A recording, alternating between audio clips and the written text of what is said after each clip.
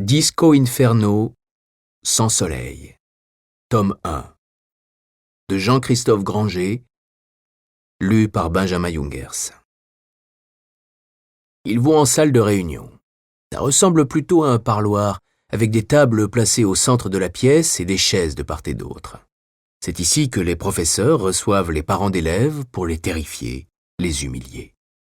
Du coin de l'œil, Heidi observe le flic, qui se déplace avec la lenteur étudiée d'un félin. Un corps interminable, des mains divines, un visage qui serre le cœur. Une coupe de cheveux qui semble se souvenir des années punk, mais comme d'une bonne blague. Une sorte de banane au-dessus du front, hésitant entre Tintin et Johnny Rotten. Vraiment craquant, le mec. Ce sont les vêtements qui clochent. Le gars est habillé comme un de ces petits minets qui viennent attendre leur princesse en Porsche devant le lycée. Et c'est ça le plus étonnant, ce flic a l'air de sortir de la fac. 30 ans à tout casser. Il s'assoit enfin, croise les jambes, prend le temps d'allumer une clope sans même lui en proposer une. Ça tombe bien, elle ne fume pas. Je m'appelle Patrick Swift, je suis inspecteur principal de police. Il inhale une taffe, souffle lentement la fumée, observant les volutes comme s'il laissait sa phrase choc faire son effet. Heidi, les genoux serrés et les mains glissées entre les cuisses, ne réagit pas. « Je suis venu te voir à propos de ton ami Federico Garçon. Qu'est-ce que vous lui avez fait ?» L'inspecteur sourit.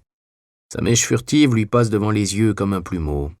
Et toujours cette décontraction. Il ne s'assoit pas, il s'alanguit. Il ne fume pas, il s'évapore. Nous, rien, mais son corps a été retrouvé ce matin et... Il est mort ? Oui. Il est où maintenant ? À l'Institut médico-légal. Pourquoi là-bas ? Parce que j'ai demandé une autopsie. Heidi sent monter en elle une lente colère.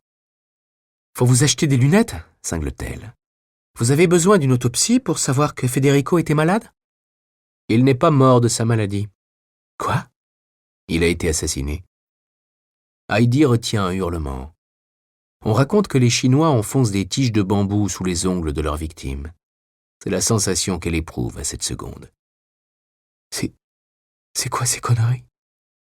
Le flic considère l'extrémité de sa cigarette comme il regarderait le mercure monter dans un baromètre. « Je suis désolé », murmure-t-il dans sa fumée, « mais quelqu'un a tué ton ami. Et sauvagement encore. C'est pas possible.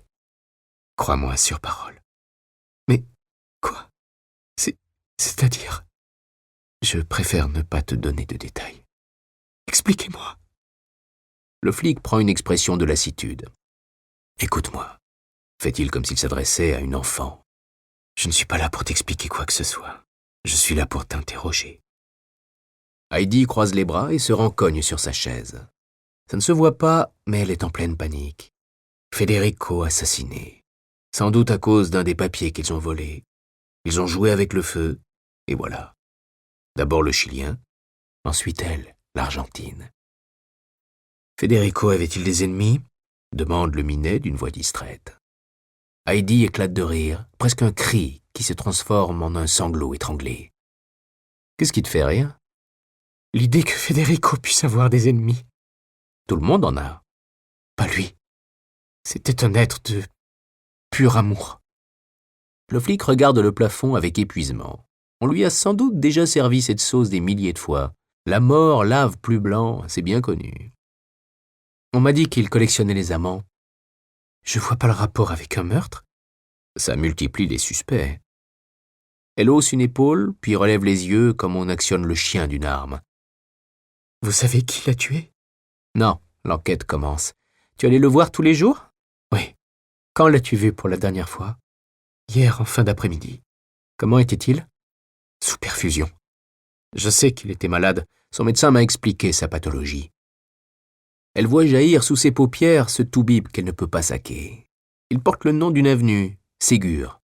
Un vrai con, sombre, taciturne, qui n'explique jamais rien et exige toujours de nouvelles analyses. À chaque prescription, on dirait qu'il rédige un certificat de décès.